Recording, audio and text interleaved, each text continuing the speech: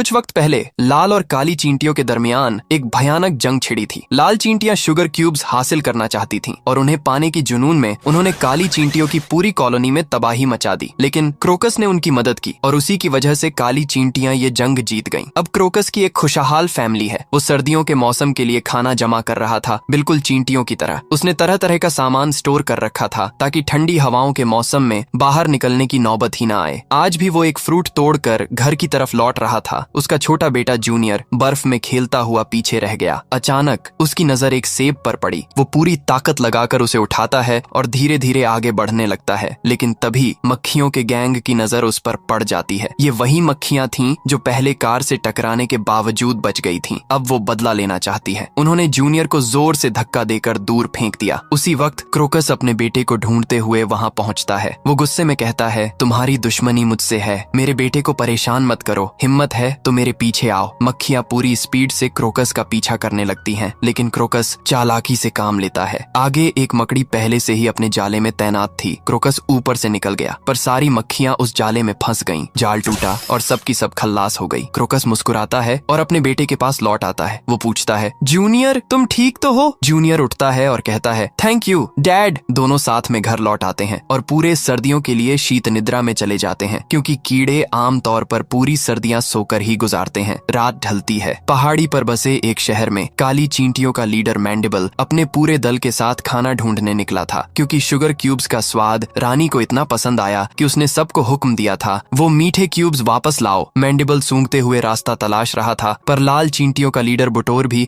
अपने दल के साथ घात लगाए बैठा था। वो अपनी पिछली हार का बदला लेना चाहता था। मैंडिबल एक किराने की दुकान के बाहर पहुंचता है, जहां उसकी नजर शुगर क्यूब्स के बॉक्स पर पड़ती है। मगर मुश्किल ये थी कि गार्ड वहां मौजूद था और दुकान पूरी तरह कांच से बंद थी। मैंडिबल अपने साथियों को बॉक्स दिखाकर एक प्लान समझाता है। वो चालाकी से गेट की चाबी नीचे गिरा देता है। गार्ड हैरान होकर बाहर आता है, मगर वहां कोई नहीं होता। पास ही एक कुत्ता कचरे में खाना ढूंढ रहा था। रास्ता अब साफ था। मैंडिबल अपने साथियों के साथ अंदर घुस जाता है। गार्ड को भनक तक नहीं लगती। वो वापस चॉकलेट खाकर मूवी देखने बैठ जाता है। चींटियां एक प्लैंक उठाकर शुगर क्यूब्स के बॉक्स के नीचे लगाती हैं। सब मिलकर बॉक्स को नीचे फिसलाती हैं, मगर मैंडिबल आगे गिर जाता है। वो पूरी जान लगाकर बॉक्स को संभालता है, धीरे धीरे नीचे लाता है ताकि कोई आवाज न हो, लेकिन खुद उसी के नीचे दब जाता है। बाकी चींटियां परेशान हो जाती हैं। उन्हें लगता है कि उनका लीडर कुचल गया। कुछ पल बाद मैंडिबल बाहर निकल आता है और सबको नीचे बुलाता है। तभी बुटोर अपने पूरे दल के साथ वहां पहुंच जाता है। उसका इरादा साफ था, मैंडिबल को खत्म करना। मैंडिबल तुरंत छिप जाता है, जिससे बुटोर आगे निकल जाता है। भागते भागते मैंडिबल एक जैम फैक्ट्री में पहुंचता है, जहां जैम पैक करके अलग अलग देशों में भेजा जा रहा था।